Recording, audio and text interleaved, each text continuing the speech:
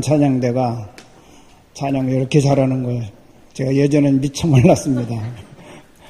감사합니다. 날로 날로 발전하는 우리 찬양대를 보면서 우리의 신앙도 이렇게 눈에 보이도록 계속 일취월장 발전해 나가고 성장하는 그런 신앙이 되기를 바랍니다. 예배하기 위해서 오신 여러분들의 반응을 보면 두 가지인데, 하나는 좋다, 하나는 춥다라고는 반응이에요. 근데 우리 좋으신 분들이야 뭐 더운데 여기가 그래도 기온이 낮고 그러니까 편하겠는데, 또 춥게 느끼시는 분들은 참 불편하시리라고 생각을 합니다. 근데 양쪽을 다 우리가 맞춰 드릴 수가 없는 기술상의 문제들이 있어서 앞으로 인공지능 로봇이 더 발전하면 각자의 체형에 맞춰서 거기에 적당한 기온을 내려보낼 때까지는 우리는 조금 불편해도 참아야 되니까, 약간 춥게 느껴지시는 분들은 오실 때 좀 두꺼운 그런 겉옷을 하나 가지고 오셔서 춥다 그렇게 느끼실 때는 착용하시면 좋을 것 같습니다.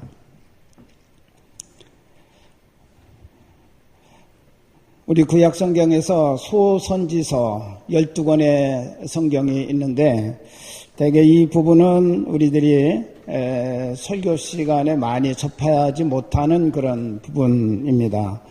근데 오늘 스바냐 3장 14절부터 20절까지 있는 이 말씀은 정말 우리 주님이 굉장히 감성적으로 예민하신 그런 분이시다라는 것을 느낄 정도로 아주 굉장히 서정적이고 또 우리의 마음을 굉장히 포근하게 해주시는 그런 말씀을 주고 계심을 보게 됩니다.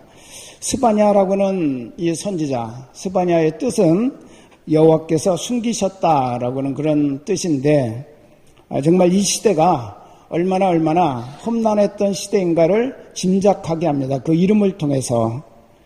스바냐 선지자가 예언자로 사역할 때 주전 한 630년쯤 되었을 때인데, 그때 나라 사정을 보면 종교적으로는 타락했고 경제적으로는 파탄 지경에 이르렀고 정의는 실종되었고, 그리고 모든 사람들이 서로 믿지 못하는 불신사회가 만연했던 그런 시대였습니다.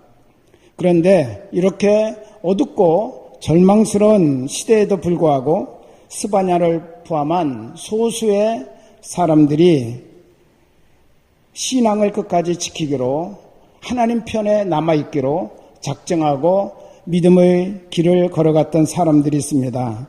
그래서 스바냐와 소선지서들은 이때의 성도들의 별명을 하나 붙였는데, 그게 바로 남은 자예요. 남은 자. 구약에 보면 남은 자라는 단어들이 많이 등장합니다. 렘넌트라고는 뜻인데, 쉽게 우리가 이해하려면 하나님 편에 남아있기로 작정하고 어떤 고난도 감수하면서 끝까지 믿음을 지키고 그 진리를 따라 살아간 사람들을 우리 구약 성경에서 남은 자라 그렇게 표현을 하고 있습니다. 우리 본문 앞에 13절에도 보면 이스라엘의 남은 자는 악을 행하지 아니하고 거짓을 말하지 아니하며 입에 거짓된 혀가 없으며 먹고 누울지라도 그들을 두렵게 할 자가 없으리라. 그러면서 그 바로 앞에 보면 그들은 곤고하고 가난한 백성이라고 표현을 하면서 그들이 여호와의 이름을 의탁하여 보호를 받을지라 라고 말씀합니다. 여러분, 이들은 정말 신앙을 지키기 위해서 곤고함을 능히 당연히 받아들일 것으로 생각하면서 믿음의 길을 걸어갔던 그런 사람들이죠. 우리 신약 성경을 표현한다면 이 남은 자는 바로 성도라고 이와 같이 부를 수가 있겠습니다. 이들을 받은 고난의 내용을 우리가 성경에서 정리해 볼 수 있습니다. 15절을 보면 내 형벌, 내 원수, 화를 당함, 또 16절에 보면 두려움, 손이 늘어짐, 18절에 보면 근심하는 자, 지워진 짐이 치욕이 되는 자, 19절에 보면 너를 괴롭게 하는 자가 있다. 너는 쫓겨난 자다. 수욕을 받는 자다. 우리가 여기에서 나오는 단어들만 쭉 그냥 느낌으로만 봐도 형벌, 화, 두려움, 근심, 치욕, 괴로움, 수욕 이런 단어들이 정말 남은 자가 얼마나 지금 어려운 가운데서도 믿음을 지키고 있는지 그것을 우리가 짐작할 수 있는 그런 내용들이죠. 우리 인생에 고난이 오면 제일 먼저 나타나는 현상이 있는데 그것은 바로 나를 지지해 주던 사람들이 하나 둘 떠나가고 사라져 간다는 거예요. 어느 분이 그런 얘기를 했습니다. 내가 잘 나갈 때는 사람들이 네가 잘하고 있다. 네가 옳다. 그러면서 열심히 지지해주고 자기를 높여주더니 자기의 태도는 변함이 없는데 자기가 하는 일이 잘 안 되고 어려움을 겪고 나니까 네가 틀렸다. 네가 잘못됐다. 그렇게 평가를 하더라는 거죠. 자기는 똑같은데 잘 될 때나 잘 안 될 때나 자기의 삶의 태도는 똑같은데 잘 되면 그것이 옳다고 그러고 잘 안 되면 그것이 잘못됐다고 그렇게 말하면서 자기를 평가하는 그런 내용을 들으며 내가 어떤 태도를 가져야 되는지 정말 당황스럽다라고 그렇게 고백하는 분이 계셨습니다. 여러분 정말 우리가 인생의 고난이 올 때는 제일 견디기 어려운 것이 나를 지지해 주던 사람들이 자꾸 사라져 간다는 거예요. 그래서 내 인생에 아주 굉장히 큰 외로움의 짐을 내가 지게 된다고 하는 사실이죠. 그런데 오늘 하나님께서 고난받는 성도들에게 말씀하십니다. 두려워하지 말라. 내가 너희 가운데 계시니 내 손을 늘어뜨리지 말라. 네 손을 늘어뜨린다. 손이 늘어졌다라는 말은 기가 죽었다. 힘을 잃었다. 절망하고 있다. 그런 뜻이죠. 하나님은 고난 중에 있는 성도들에게 세 가지를 오늘 약속하셨습니다. 첫째는 하나님께서 함께 하시겠다는 약속을 주셨습니다. 여러분 14절을 우리가 한번 같이 읽어볼까요? 시온에 따라 노래할지어다. 이스라엘아 기쁘게 부를지어다. 예루살렘 따라 전심으로 기뻐하며 즐거워할지어다. 지금 고난받고 있는 성도들의 상황과는 전혀 다르게 우리 하나님은 말씀합니다. 노래하라, 기쁘게 불러라, 전심으로 기뻐하며 즐거워하라. 14절을 설명하는 내용이 15절입니다. 왜 이렇게 해야 되는지, 성도가 왜 이렇게 기뻐하고 노래하고 즐거워해야 하는지 그 이유를 15절에서 말씀하고 있습니다. 같이 읽어보겠습니다. 여호와가 네 형벌을 제거하였고 네 원수를 쫓아냈으며 이스라엘 왕 여호와가 네 가운데 계시니 네가 다시는 화를 당할까 두려워하지 아니할 것이라. 할렐루야. 여러분 가장 중요한 것 그것은 하나님께서 네 가운데 계시기 때문에 네 가운데 계시니까 네 가운데 계시면서 내 형벌을 제거할 것이고 내 원수를 쫓아낼 것이고 나는 왕이다 왕 그렇게 말씀하고 계십니다. 17절에도 말씀하셨죠. 너희 하나님 여호와가 너희 가운데 계시니 라고 말씀하십니다. 여러분 왜 하나님께서 함께 하시겠다고 하셨습니까? 비록 멸시받고 수치받고 고통받고 있어도 믿음의 자리에 남기로 작정한 자들이기 때문에 하나님이 그들을 기뻐하시고 그들 가운데 계시겠다라고 말씀하십니다. 세상이 힘들게 하고 사람들이 자기들을 속여서 마음이 아프지만 그래도 하나님 편에 서서 남은 자로 살아가려고 몸부림치는 이들을 보면서 우리 하나님께서 함께 하시겠다라고 그렇게 약속하고 계시다는 거예요. 성도와 함께 하시는 하나님은 어떤 하나님이신가요? 15절에 보면 그분은 이스라엘의 왕이시다라고 말씀하셨고 17절에 보니까 구원을 베푸실 전능자시다라고 그렇게 말씀하고 계십니다. 이 하나님께서 우리 가운데 함께 하시니 너는 절대로 손을 늘어뜨리지 말아라 라고 그렇게 말씀하고 계십니다. 여러분 우리는 하나님을 믿으면서도 또 하나님 함께 하신다고 하심에도 불구하고 내 상황이 어렵게 되고 내 환경이 힘들어지면 자꾸만 기죽어 살 때가 참 많고 손이 늘어뜨릴 때가 많아요. 우리 이스라엘의 백성들을 통해서 우리는 교훈을 받습니다. 애굽에서 종살이하던 이스라엘 백성들이 출애굽하고 얼마 가지 않아서 홍해를 만나게 됩니다. 이제 겨우 출애굽했는데 하나님이 앞서가시겠다고, 그래서 나를 따라오라고 말씀하셔서 믿고 여기까지 따라왔는데 홍해에 막혀버리고 말았습니다. 모든 백성이 두려워했고 기가 죽어 손을 늘어뜨리고 있었습니다. 그런데 놀랍게도 길이 열렸어요. 이스라엘 백성들이 연 것이 아닙니다. 그들이 배를 마음대로 띄우거나 다른 어떤 방법을 통해서 그 문제를 해결한 것이 아니라 바로 하나님이 그 길을 열어주셨습니다. 이렇게 하나님은 구원을 베푸실 전능자이심을 믿으시기를 바랍니다. 하나님이 말씀하시는 거예요. 두려워하지 말아라. 내가 지금 고난 가운데 있지만 나는 왕이고 나는 구원을 베풀 전능자시니 두려워하지 말고 손을 늘어뜨리지 말아라. 근데 그들이 홍해를 건너자마자 만난 땅이 수르광야였습니다. 수르라고는 뜻은 벽이라는 뜻이 벽, 담벼락. 홍해를 건넜더니 가나안이더라 라고 하는 말이 아니라 홍해를 건넜더니 그들이 만난 것은 또 다른 벽이었어요. 벽. 또다시 그들의 손이 늘어졌습니다. 그런데 결과를 보면 그들은 그 벽에 막혀 거기서 포기하지 않고 그 벽을 넘어간 것을 우리가 보게 됩니다. 구원을 베푸실 전능자 하나님이 바로 거기에 그들과 함께 계셨기 때문에 놀랍게 일어난 해결의 사건이었음을 믿으시기를 바랍니다. 쓴물을 단물로 바꿔주시고 또 하늘을 여시고 만나를 열어주시고 바위를 열고 생수를 공급하셔서 그들로 하여금 사막을 너끈히 걸어갈 수 있도록 하나님께서 그렇게 그들에게 전능자로 가까이 그들 가운데 다가가셨음을 우리에게 보여주십니다. 가나안에 들어갔습니다.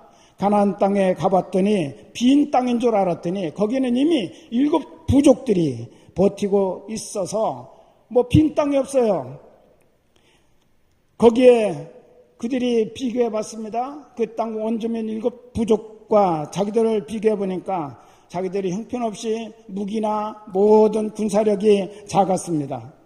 그래서 그들이 또 기죽고 두려워하고 있었습니다. 그럼에도 불구하고 또 그들은 그 벽을 뛰어넘어갔어요. 이렇게 믿음으로 사는데도 벽 넘어 벽이고 산 넘어 산의 연속이지만 그러나 벽 앞에서 무너지지 않은 사람들이 바로 하나님의 성도 이스라엘 백성인 줄을 믿으시기를 바랍니다. 왜 그랬습니까? 그들이 어떤 능력이 생겨서 그런 것이 아니라 왕이신 하나님, 구원을 베푸실 전능자 하나님이 그들 가운데 함께 계셨기 때문에 일어난 사건인 줄 믿습니다. 할렐루야. 이것이 바로 성도로 살아가는 우리 인생의 승리의 비결입니다. 믿으면 벽이 싹 사라져가지고 모든 만사가 돼 생각대로 형통하게 쫙 고속도로처럼 열리는 것이 아니라 우리는 여전히 믿음의 생활을 삶에도 불구하고 벽을 만나고 산 넘어 산을 직면하게 됩니다. 그러나 벽을 하나님이 이기게 하심으로 승리하는 삶을 산다는 사실, 이것이 바로 성도의 삶인 줄로 믿습니다. 내가 지혜가 생겨서 내가 전에 없던 그런 능력이 생겨서 우리들이 이겨나가는 삶이 아니라 하나님이 나와 함께 하십니다. 왕이신 하나님이 나를 다스려 주시고 전능자 하나님이 나와 함께 하셔서 우리가 어떤 벽을 만나든지 어떤 산에 직면하든지 거기에 우리가 주저앉지 않고 손 늘어뜨리지 않고 우리가 다시 한번 하나님을 바라보는 그런 믿음 안에서 이 벽을 넘고 이 산을 뛰어넘어가는 그런 놀라운 사실을 우리에게 하나님은 말씀하고 계십니다. 우리도 마찬가지입니다. 예수 믿고 세상에서 나왔더니 가난이더라. 그게 아니잖아요. 내가 예수 믿고 교회 왔더니 축복이더라. 그랬으면 참 좋겠지만 그게 아닙니다. 교회 나와도 여전히 또 다른 벽을 우리가 만납니다. 믿음을 가지고 사는데도 불구하고 사람의 벽이 여전히 있고 건강의 벽이 여전히 내 앞에 놓여 있고 또 재정의 벽이 우리에게 직면될 때가 참 많이 있다고 하는 사실이죠. 그래서 저는 고린도후서 1장 10절을 참 좋아합니다. 그가 이같이 큰 사망에서 우리를 건지셨고 또 건지실 것이며 이후에도 건지시기를 그에게 바라노라. 할렐루야. 여러분, 우리 한번 같이 하실까요? 건지셨고 건지실 것이고 건져주실 것을 믿습니다. 이게 바로 사도 바울의 고백인데 바로 우리들의 고백이 되기를 원합니다. 큰 사망에서, 이 큰 사망과 같은 우리들의 삶을 위협하고 우리의 희망을 짓밟아버리는 이런 큰 사망과 같은 세력 앞에 우리가 있어도 우리 하나님이 우리를 건져내셨고 지금까지도 또 앞으로 건지실 것이고 또 건지시기를 나는 믿습니다 라고 그렇게 사도 바울은 신앙을 고백했습니다. 그러므로 여러분, 벽을 만나더라도 제발 우리 겁먹거나 상심하지 마시기를 바랍니다. 나의 왕이시며 구원을 베푸실 전능자 하나님과 함께 날마다 한 걸음씩 한 걸음씩 걸어가시면 우리 함께 하시는 하나님께서 전능하신 그 손길로 우리들의 벽을 허물어 버리시고 또 우리의 산을 밀어내 버리셔서 우리로 하여금 또다시 승리의 길을 걸어갈 수 있도록 인도하신다는 사실을 여러분 확신하시기를 바랍니다. 두 번째로 하나님의 약속을 보겠습니다. 하나님은 우리를 기뻐하시고 사랑하시겠다고 말씀하셨습니다. 우리 17절을 한번 같이 읽겠습니다. 너희 하나님 여호와가 너희 가운데 계시니 그는 구원을 베푸실 전능자이시라. 그가 너로 말미암아 기쁨을 이기지 못하시며 너를 잠잠히 사랑하시며 너로 말미암아 즐거이 부르며 기뻐하시리라 하리라. 참 굉장히 정겨운 그런 말씀입니다. 우리 하나님께서 우리 가운데 계시면서 나 때문에 기쁨을 이기지 못하신다. 너무너무 기뻐하신다는. 또 나로 말미암아 즐거이 부르며 기뻐하실 것이다. 그리고 나를 잠잠히 사랑하신다라고 말씀하십니다. 내가 무언데 하나님이 왜 나 때문에 기쁨을 이기지 못하고 노래까지 부르시면서 좋아하시는 그런 모습을 우리에게 나타내실까? 우리 하나님께서 예수님을 향해서 이런 말씀을 하셨습니다. 너는 내 사랑하는 아들이요 내 기뻐하는 자라. 여러분, 예수님은 당연히 그 말씀 들을만 하시죠. 그 말씀을 듣는 게 합당하신 분이세요. 그런데 우리는 뭐예요? 나는 어떻습니까? 하나님께서 보시는 나는 때로는 지치고 상한 마음 가지고 하나님 앞에 서 있고 무력증에 빠진 마음, 괴롭힘 당하고 치욕받아서 완전히 주저앉아버린 패배자 같은 그런 존재로 때로는 우리 하나님 앞에 나갈 때가 너무나 많아요. 그런 피해의식 때문에 내 마음이 가시가 돋치고 생채기가 생겨서 우울하고 날카로운 그런 마음가짐을 가지고 내 인생 살아갈 때가 많은데, 그래서 내가 나를 보면서도 내가 너무 실망스러운 거예요. 내가 볼 때도. 그런데 우리 하나님께서 무엇 때문에 나를 사랑하신다고, 난 너 때문에 즐겁다고, 너 때문에 노래할 거라고 그렇게 말씀하고 계십니까? 하나님께서 나를 몰라도 너무 모르시는 것 아니에요? 나도 내가 싫은데 내 태도, 내 마음가짐, 나의 인생 살아가는 그런 모든 삶의 자세, 나도 내 마음에 안 들 때가 너무나 많아요. 근데 우리 하나님은 그런 거 상관없이 나 너 좋다, 너 기뻐한다, 난 너 바라보면 너무 즐거워서 노래 부르고 싶다 라고 말씀하세요. 세상에 하나님의 사랑할 만한 사람이 얼마나 없으면 나 같은 사람을 그렇게까지 사랑하신다고 하시는 것일까? 어떻게 그럴 수 있을까? 곰곰이 이 말씀을 생각해 봤습니다. 이유는 하나였습니다. 그것은 우리가 예수 그리스도의 피를 받아서 하나님의 자녀가 되었기 때문입니다. 그것 외에는 다른 이유가 없습니다. 할렐루야. 오늘 말씀을 보면서 우리가 하나님께 그런 존재로구나, 내가 하나님께 그렇게 귀한 존재구나 라는 사실을 새롭게 깨닫습니다. 핏줄이니까 하나님은 나를 바라보면서 기쁨을 이기지 못하시고, 핏줄인 우리가 하나님 잘 믿고 하나님 잘 섬기려고 발버둥 치니까 그것마저도 기특해서 그저 우리 때문에 기뻐하시고 우리 때문에 노래 부르시고 싶다고 하시는 하나님. 여러분, 그 하나님이 바로 나의 아버지시고 우리의 아버지심을 믿으시기를 바랍니다. 세상에서 살아가기도 힘들고 지치는데 예배드리러 이렇게 나와 앉아있고 하나님 은혜 받고자 귀를 기울이고 마음을 열고 앉아있으니까, 그리고 엎드려 기도하며 하나님의 뜻대로 교회와 성도와 세상을 섬겨보겠다고 헌신하고 수고하니까 하나님은 그것 보시고 싱글벙글 하신다는 거예요.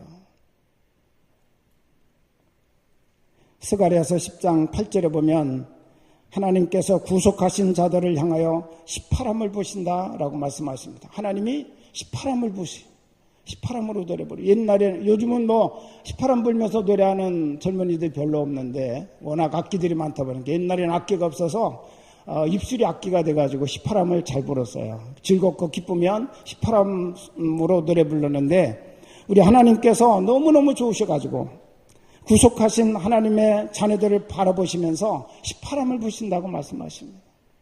여러분은 하나님에게 이런 존귀한 존재임을 잊지 마시기를 바랍니다. 우리 한번 옆에 분하고 같이 이야기할까요? 당신은 하나님께 존귀한 존재입니다.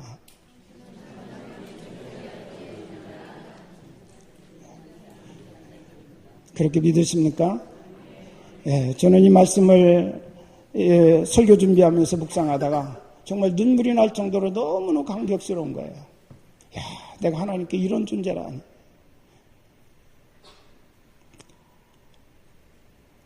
화가 렘브란트가 그린 돌아온 탕자라는 그림이 있습니다.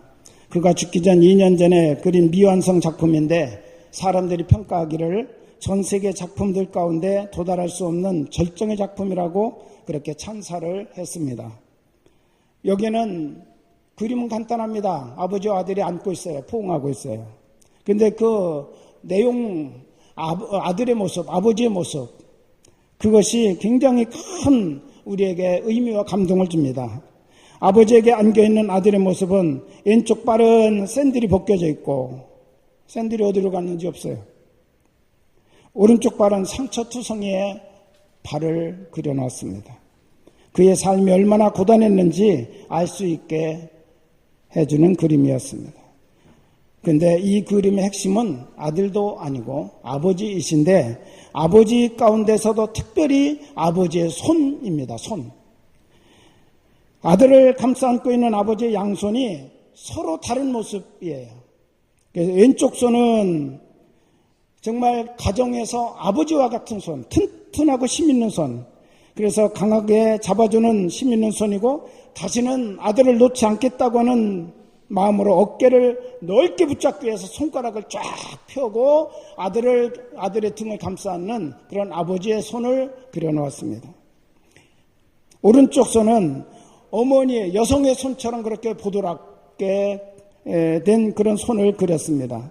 그리고 등 위에 부드럽게 얹어져서 지그시 쓰다듬어 주시는 여자의 손, 엄마의 손, 토닥이듯이 손가락이 이렇게 벌려지는 것이 아니라 이 아들을 더 가까이 안기 위해서 손가락을 모아가지고 끌어당기고 있는 엄마의 손을 그렸습니다. 왼손은 왕 되시고 구원을 베푸실 전능자 하나님의 손을 상징하고, 오른손은 나 같은 것을 토닥이며 잠잠히 사랑하시는 하나님의 사랑의 손을 상징하는 것입니다. 그리고 아버지의 눈이 또 인상적입니다. 눈물로 지새우다가 진물로 져버린 그런 눈을 그려놨습니다. 나같이 못난 놈, 이런 나 없이는 못 살겠다고 하면서 기다리고 기다리신 하나님 아버지의 모습을 그 눈을 통해서 상징적으로 보여주는 그림입니다. 이 하나님의 손이 지금 저와 여러분을 붙잡고 있고 우리의 등에 손을 얹으시고 토닥거리고 계시다고 하는 사실을 믿으시기를 바랍니다. 그런 사랑의 하나님이 나의 아버지시고 지금도 나를 잠잠히 사랑하시면서 나를 바라보기만 해도 기쁘고 즐거워서 노래 부르고 싶어 하시는 하나님, 여러분, 그 하나님이 나와 함께 계심을 잊지 마시고, 여러분이 어떤 고난이 있어도 늘어뜨려진 여러분의 손 힘있게 높이 드시기를 우리 주님의 이름으로 축복합니다. 세 번째 약속은 하나님께서 우리를 회복시켜 주시겠다고 말씀하십니다. 19절 20절 우리 한번 같이 읽겠습니다. 그때 내가 너를 괴롭게 하는 자를 다 벌하고 저는 자를 구원하며 쫓겨난 자를 모으며 온 세상에서 수욕받는 자에게 칭찬과 명성을 얻게 하리라. 내가 그때 너희를 이끌고 그때 너희를 모을지라. 내가 너희 목전에서 너희의 사로잡힘을 돌이킬 때에 너에게 천하만민 가운데서 명성과 칭찬을 얻게 하리라. 여호와의 말이니라. 아멘. 여러분 여기 그때가 나오죠. 여기 그때는 언제를 말하나요?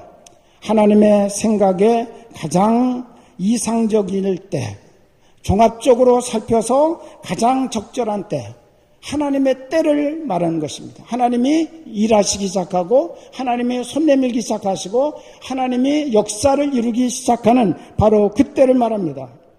여러분 그때 믿음으로 살려고 남은 자들이 마침내 칭찬과 명성을 얻게 하시겠다고 말씀하십니다. 19절에도 그랬고 20절에도 또 한 번 말씀하셨어요. 너에게 천하 만민 가운데서 명성과 칭찬을 얻게 하리라. 할렐루야.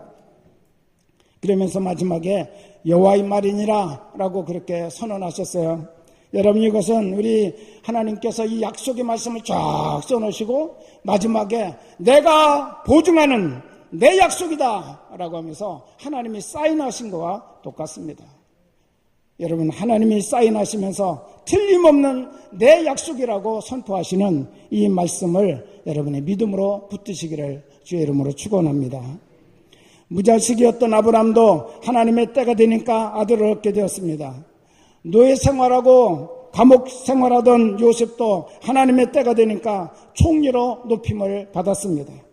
광야에 도망자였던 다윗도 때가 되니까 그가 하나님의 부름을 받고 왕의 자리로 돌아옵니다. 풍비박산난 욥의 가정, 욥의 삶. 그러나 하나님의 때가 되니까 그가 정금 같은 그런 존재로 다시 세워지는 역사를 우리가 볼 수가 있습니다. 포로로 잡혔던 다니엘도 하나님의 때가 되니까 이방 나라에서 가장 높은 총리가 되었습니다. 여러분 믿음으로 사는 자는 기어코 반드시 우리 하나님께서 칭찬과 명성을 얻게 하시겠다고 약속하십니다. 이 사실을 여러분 믿으시기 바랍니다. 그것은 성경에 나오는 사람들에게만 하신 약속이 아니라 오늘 하나님을 믿고 내가 믿는 그 자리에 언제까지든지 어떤 상황에서든지 포기하지 않냐고 신앙 지키며 남아있겠다고 말씀하고 그런 고백 가운데서 길을 걸어가는 성도들, 남은 자에게 똑같이 우리 하나님이 말씀하고 계신 거예요. 남들은 예배를 뒷전으로 하고 세상으로 나가는데 나는 예배하면서 하나님 앞에 남은 자로 있음에도 불구하고 내 삶에 시련이 있기 때문에 여러분 아파하고 고통스러운 분 계십니까? 남들은 하나님을 뒷전으로 하고 욕망을 따라 살며 거짓과 불의를 일삼으면서도 잘 살아가는 것 같지만 나는 마음을 다해서 기도하고 섬김으로 남은 자의 삶을 살아가려고 몸부림치는데도 불구하고 내 마음속에 아직까지도 아픔과 고통이 남아있는 그런 분 계십니까? 남은 자가 되어서 끝까지 믿음의 길을 걸어가려고 하는데도 내 삶에 실패가 번복되는 그런 삶은 없습니까? 그러나 여러분 손을 늘어뜨리지 마십시오. 하나님은 때가 되면 회복시켜 주십니다. 그렇기 때문에 기죽지 말고 힘내고 기운 차리라고 우리 하나님께서 오늘 16절에 그날에 사람이 예루살렘에 이르기를 두려워하지 말라 시온아 내 손을 늘어뜨리지 말라라고 말씀하고 계시다는 거죠.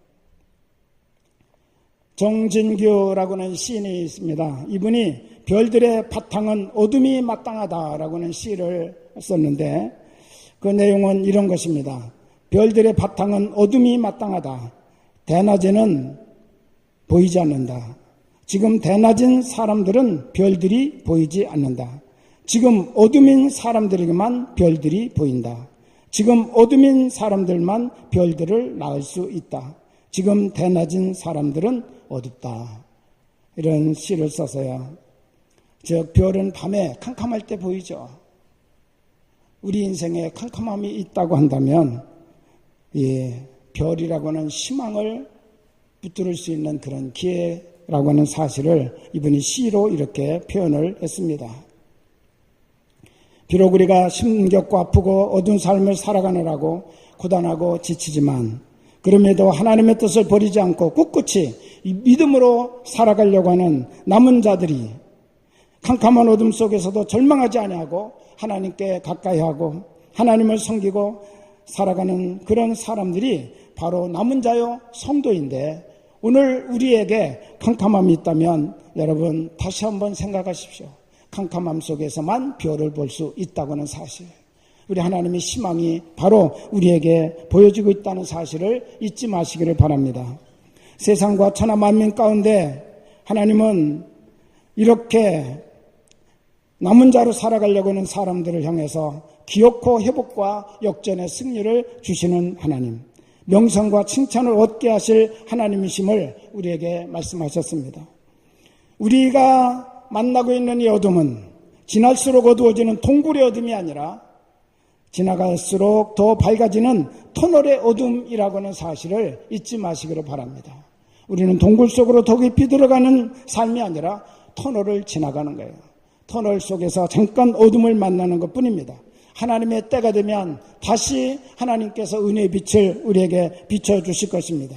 그렇기 때문에 여러분의 모든 어려운 상황 속에 기죽지 말고 끝까지 믿음으로 살아가시기를 주님의 이름으로 축원합니다. 손 늘어뜨리지 말고 패기 있게 믿음으로 살아가는 성도의 자리에 끝까지 서시기를 주님의 이름으로 축원합니다.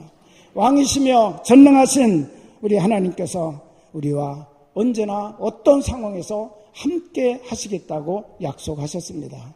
이것이 바로 우리의 최고의 승리의 비결이고 힘이라는 것을 여러분 다시 한번 기억하시고, 이 어려운 시대를 믿음으로 끝까지 승리하고 남은 자의 자리에 영광스럽게 설 수 있는 우리 모두가 될 수 있기를 주님의 이름으로 축원합니다. 기도하겠습니다.